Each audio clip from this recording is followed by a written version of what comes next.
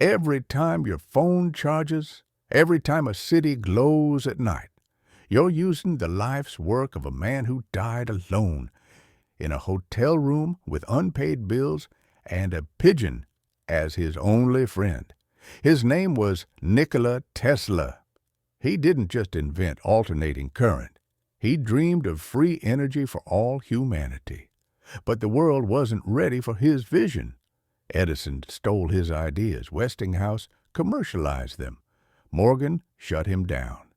And history? It turned him into a myth while forgetting the man.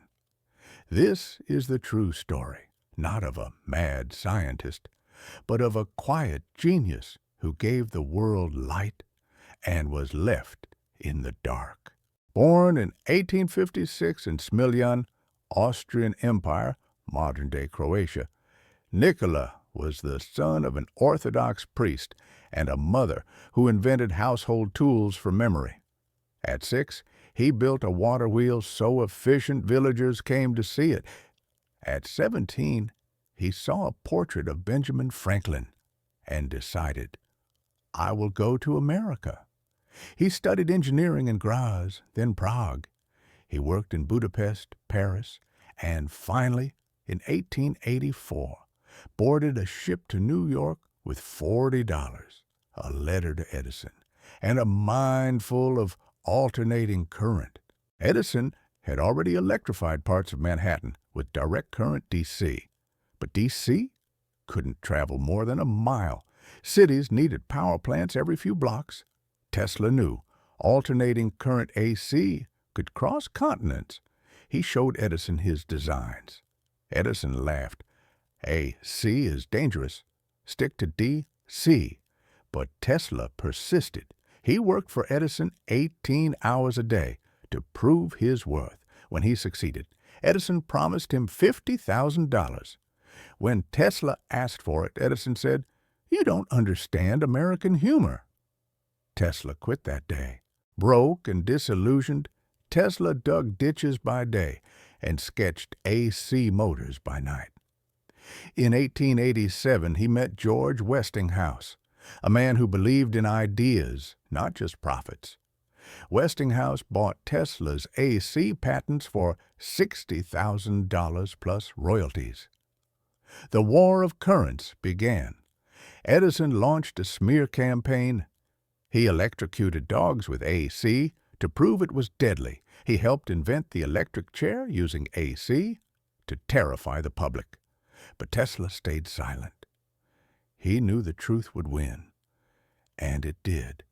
In 1893, AC powered the Chicago World's Fair, lighting 200,000 bulbs. In 1895, it harnessed Niagara Falls, sending power to Buffalo 26 miles away. The world chose AC. But Tesla? He gave up his royalties to save Westinghouse's company. He walked away from millions so the dream could live. With AC victorious, Tesla turned to his true passion, wireless energy. He believed the Earth itself could be a conductor.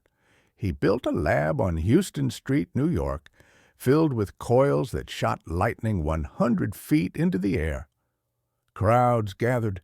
Newspapers called him a wizard. But Tesla wasn't performing. He was testing. He wanted to send power through the air to every home for free. In 1900, he met J.P. Morgan, the richest man in America.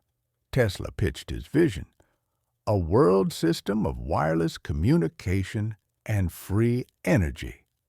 Morgan invested $150,000, but only for wireless messaging, not free power.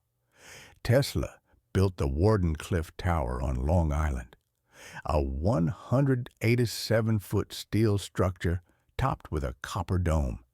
It was meant to be the first node in a global network. But Morgan soon asked, "Where do I put the meter?" When Tesla said, "There is no meter, it's free," Morgan withdrew funding. The tower stood unfinished. Tesla's investors fled.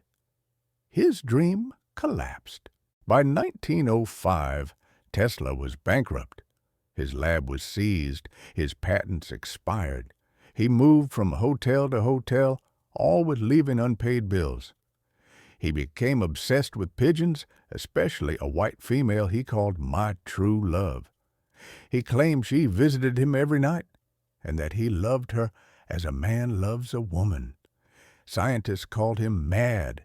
The public forgot him, but in his room he still sketched ideas for death rays, flying machines, interplanetary communication. The world had moved on. But Tesla? He never stopped dreaming. Tesla didn't just invent AC, he pioneered radio years before Marconi. Remote control. He demonstrated a radio-controlled boat in 1898. Neon and fluorescent lighting, early X-ray imaging, bladeless turbines, vertical takeoff aircraft, the first drone concept.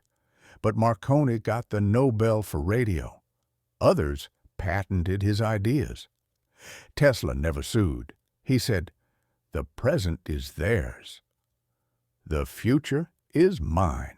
In his final decades, Tesla lived in room 3327 of the New Yorker Hotel. He fed pigeons on his window ledge. He claimed to receive signals from Mars. He calculated the numbers 3, 6, and 9 held the key to the universe.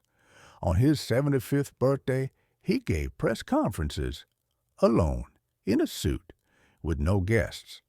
Reporters came for the spectacle, not the science. But in those moments, he still spoke of peace, energy, and unity. He never gave up on humanity, even when it gave up on him.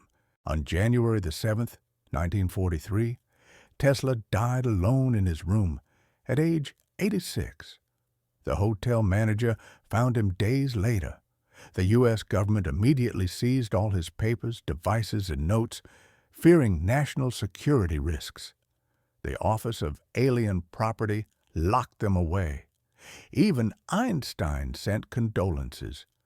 But the world moved on. His body was cremated. His ashes sit in a golden sphere in Belgrade, and his tower, torn down in 1917 for scrap metal.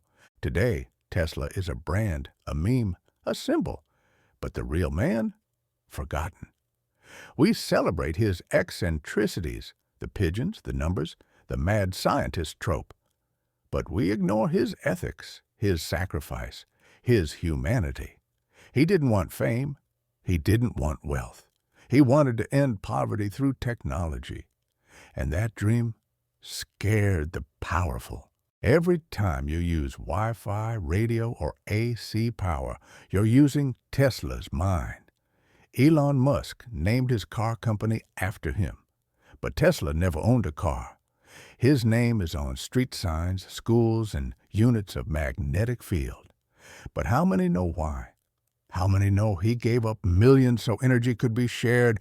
How many know he died alone because he refused to weaponize his inventions? So next time you flip a switch, remember the man who made it possible. Remember Nikola Tesla, the dreamer from Smiljan who lit the world and asked for nothing in return. Because history forgets the quiet ones, but we don't have to. If this story moved you, share it, so his name lives on.